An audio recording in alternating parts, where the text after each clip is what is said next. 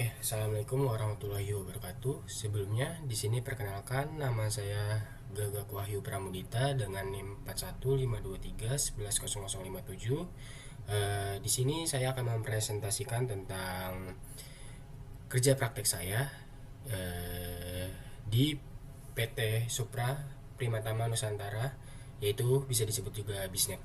Oke, di sini saya akan menjelaskan tentang instalasi dan aktivasi jaringan akses pada ISP Bisnet. Nah, di sini kita ada flow order instalasinya. Step yang pertama kita adalah menerima WO digital yang dikirimkan ke perangkat WFM. Step kedua, membawa tools lengkap dan material sesuai dengan kebutuhan pekerjaan. Step ketiga, melakukan instalasi sesuai dengan SOP yang berlaku. Oke, slide selanjutnya. Di sini ada workflow instalasi akses. Nah, di sini kita ada workflow-nya nih, yaitu bisa disebut dengan PSSI API. Dengan persiapan, salam, survei, instalasi, aktivasi, penutup, dan informasi. Nah, di sini persiapan ini ada apa aja sih? Yang pertama, kita harus mempersiapkan APD, alat pelindung diri, ada helm, safety shoes, safety vest, ada sarung tangan, dan lain sebagainya. Yang kedua di sini ada dokumentasi STNK dan SIM. Yang ketiga, tools dan material seperti kabel atau tools lainnya, kendaraan, dan grooming. Oke, tools dan material. Di sini kita membawa yang pertama itu version splicer, pound meter, FVL, tang potong, cleaver, stripper, obeng, dan cutter. Nah, workflow-nya ini yang pertama itu ada salam. Salam itu perkenalan diri. Kayak memberitahu maksud kedatangan kita, konfirmasi alamat customer dan pilihan layanan, meminta izin sebelum masuk ke rumah. Selanjutnya di sini ada survei. Kita ada survei penempatan ONT, survei jalur kabel dari DP hingga ONT di dalam rumah customer, dan pastikan hasil survei sesuai dengan SOP yang berlaku di Bisnet.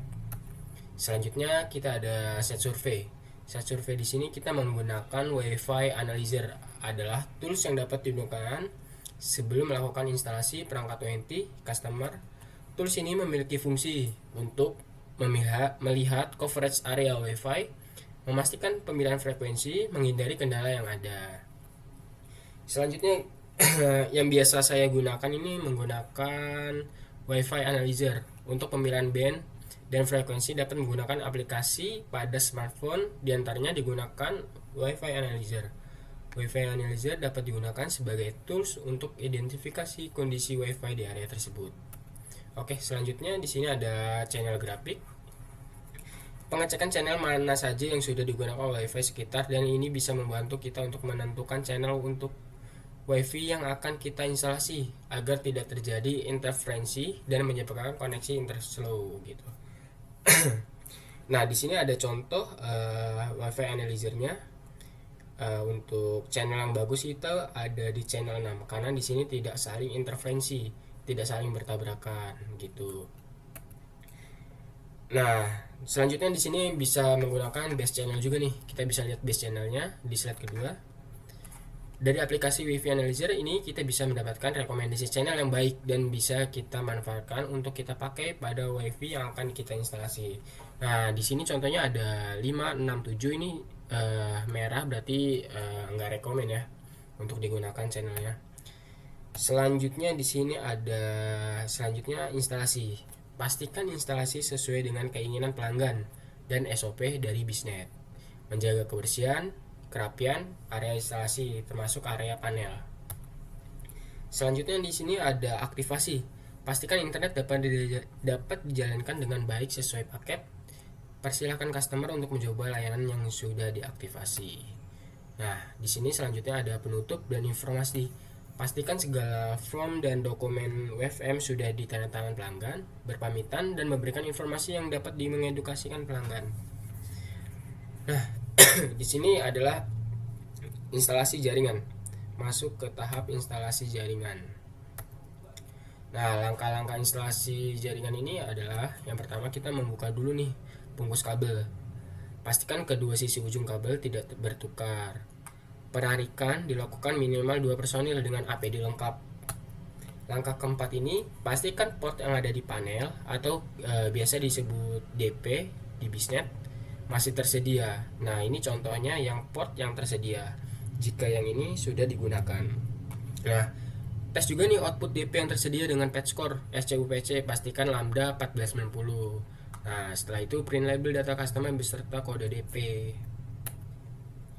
Langkah ke-7, masukkan ujung konektor SCUPC pada port yang tersedia pada drop point.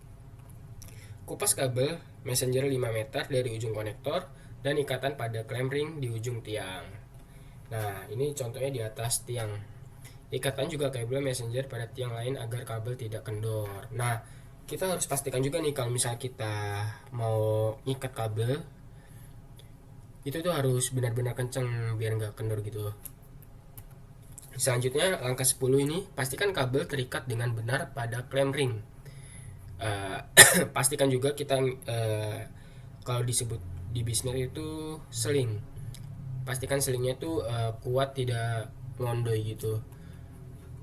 Lakukan pengetesan dB dengan power meter pada sisi customer, pastikan lambdanya itu 1490 gitu. Selanjutnya, di sini langkah ke-13, masukkan ujung kabel di customer dan konektor SCAPC pada port adapter APC di ONT. Nah, ini contohnya kita masukkan ke dalam modemnya. Nah, ketika masukkan ke dalam modemnya ini juga kita ada syaratnya juga harus bunyi kayak sampai clock gitu. Jika masih kendor, dia modem ini akan membaca loss merah atau tidak mengeluarkan internet gitu. Langkah ke-14 itu registrasi ONT sesuai paket pada WO. Nah, langkah 15, tempelkan label yang sudah di-print pada ONT customer. Selanjutnya di sini ada SOP instalasi kabel FO 1 core di area luar. Standar penarikan kabel akses adalah 350 meter. Jika melebihi panjang tersebut, diwajibkan mengisi form berita acara pekerjaan di luar SOP. Yang kedua ini ada periksa ketersediaan port DP dan alokasi core pelanggan. Yang ketiga, menggunakan tangga dengan baik dan benar. Yang keempat, pemakaian APD atau disebut alat pelindung diri. Ukur output power pada DP dengan nilai standar 21 dBm minus 21 dBm. Langkah ke-6 ini, untuk penggunaan kabel hasbal, penyambungan kabel akses 1 core maksimal loss dB-nya 0,02.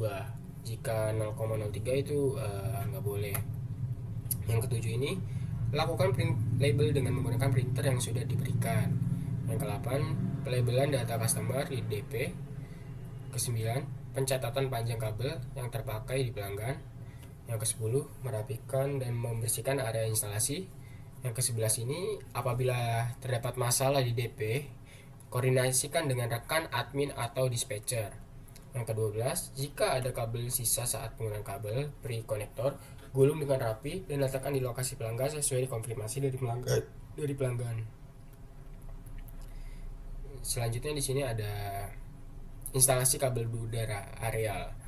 Hal yang perlu diperhatikan ini, bila melintang jalan, letak pemasangan kawat diwajibkan melebihi atau di atas 4 meter dengan maksimal 5 meter.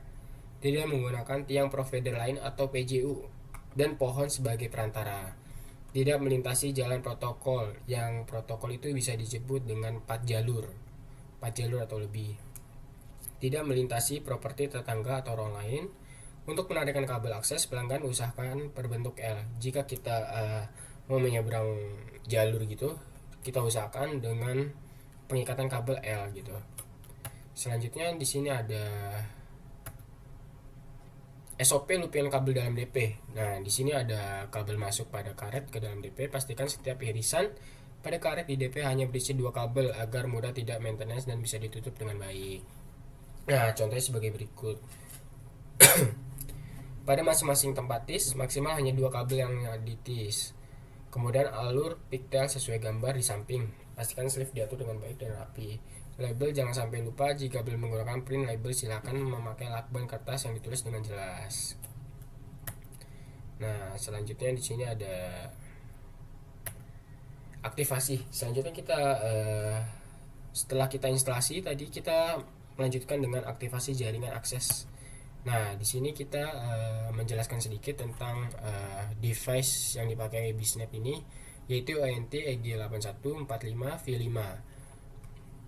Nah, spesifikasinya ini tipenya itu routing, power adapter inputnya 100 to 200 AC 50 Hz sampai atau 60 Hz. Sistem power supply-nya itu 11 volt to 14 volt DC 2 ampere. Network setnya GPON, user set mode-nya 1 ports, indikatornya power, PON, loss, LAN 1, LAN 2, LAN 3, LAN 4, tel, USB, WLAN, dan WPS. Nah, ini contohnya.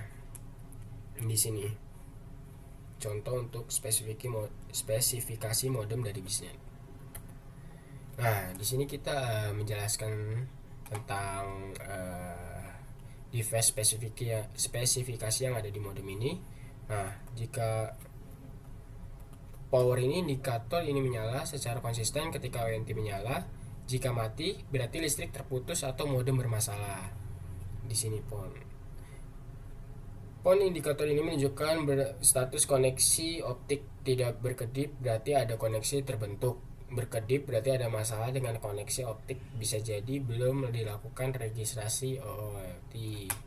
Jika ada loss merah ini berkedip, maka terjadi masalah koneksi optik yang disebabkan power dari OLT hilang atau bending atau kabel tertekuk. LAN 1 sampai LAN 4 menunjukkan status koneksi jaringan internet tidak berkedip, terhubung dalam keadaan normal dan tidak ada data yang ditransmisikan. Berkedip, terhubung, dan sedang transmisi data yang sedang terjadi. Lampu indikator mati berarti tidak ada koneksi yang terbentuk ke jaringan Ethernet. Selanjutnya itu ada tel. Indikator ini menunjukkan status port telepon. Jika menyala dan tidak berkedip, ONT terdaftar dengan soft switch tapi tidak ada data yang ditransmisikan. Berkedip 2 kali, ada data yang sedang ditransmisikan. Jika berkedip sekali, setiap 2 detik, ONT gagal terdaftar. Nah, di sini ada USB indikator nih. Menunjukkan status port USB jika terang. Port USB terhubung dan bekerja dalam mode host, tapi tidak mentransmisikan data. Berkedip, ada data transmisi. Mati, sistem ini tidak menyala atau port USB tidak terhubung. Nah, di sini selanjutnya ada WLAN. Indikator ini menunjukkan fungsi WLAN. Menyala tidak berkedip, fungsi WLAN diaktifkan tapi tidak ada transmisi data yang terjadi. Berkedip berarti ada data yang ditransmisikan. Indikatornya mati berarti WLAN dimatikan. Selanjutnya di sini ada remote untuk masuk ke ONT Bisnet di web browser. Yang pertama ini kita open web browser, login ke dalam ONT, kita masuk ke jaringannya dulu, lalu dengan kita ketik dengan IP default modemnya 192.168.18.1 dengan username password seperti ini. Nah, ini contohnya. Kita coba masuk ke Google browser. Kita tulis IP-nya 192.168.18.1. Untuk username passwordnya disesuaikan dengan ini EP admin atau passwordnya admin EP. Nah, selanjutnya ini ada checklist LAN akan digunakan bending. Nah, biasanya kalau misalnya LAN 2 ini untuk home, LAN 1 itu port untuk Bisnet dedicated internet building. Selanjutnya di sini ada konfigurasi LAN nih. Pilih menu dalam menu WAN, terus new WAN. Konfigurasi perhatikan menggunakan IPv4 dan IPv6. Nah, di sini kita juga harus mengaktifkan IPv4 dan IPv6-nya. Nah, ini contohnya. Nah, di sini kita bisa nih konfigurasi nih dengan username passwordnya yang sudah ditentukan oleh WO-nya atau dari work order-nya. Nah, di sini perlu apa saja nih yang di checklist nih. Nah, LAN 1 sampai LAN 4 kita config. Ini juga di checklist SSID 1 sampai SSID 5. Nah, selanjutnya kita apply. Terus kita bisa nih lihat status informasi nih. Kita pilih status one information dan pastikan IPv4 dan IPv6-nya itu udah connected dan mendapatkan IP address. Nah, settingan WAN digunakan dengan modem PPO izin menggunakan prepaid dan BDI 2020. Nah, di sini juga kita bisa ngeliat nih, kalau internet kita tuh udah connected atau udah aktif. Jika emang masih disconnect berarti ada beberapa konfigurasi yang di WAN ini ada yang salah. Selanjutnya kita setting nih untuk nama SSID-nya dan passwordnya itu dari sesuai keinginan pelanggan. Contohnya di sini kita pakai yang Huawei dan passwordnya password WiFi. Nah, selanjutnya kita menu ke WLAN. Langsung ke WLAN, kemudian ke 2,4 advance network setting. Nah, di sini kita bisa pilih channelnya nih. Pilih channel yang terbaik yaitu 1, 6 sama 11. Nah, 2,4 itu channel yang terbaik dari Indonesia. Di Indonesia itu ada 1, 6 dan 11.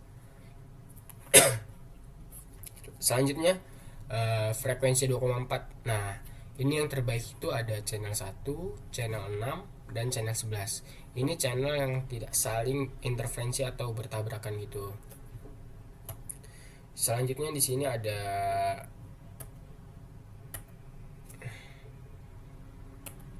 settingan yang 5G. Masuk ke dalam menu WLAN, konfigurasi 5G seperti yang 2,4 masih sama sih. Masuk ke dalam menu setting WLAN, kemudian masuk ke menu 5G Advanced Network Setting. Nah, di sini kita bisa atur channelnya nih. Nih, channel width-nya kita bisa atur menjadi 149 atau sampai 161. Kita pilih dengan tadi WiFi analyzer yang pas kita survei itu. Nah, kita tinggal apply. Nah, di sini sudah aktif nih layanan dari internet pelanggan. Nah, mungkin itu aja yang bisa saya jelaskan atau saya presentasikan. Kurang lebihnya mohon maaf. Wassalamualaikum warahmatullahi wabarakatuh.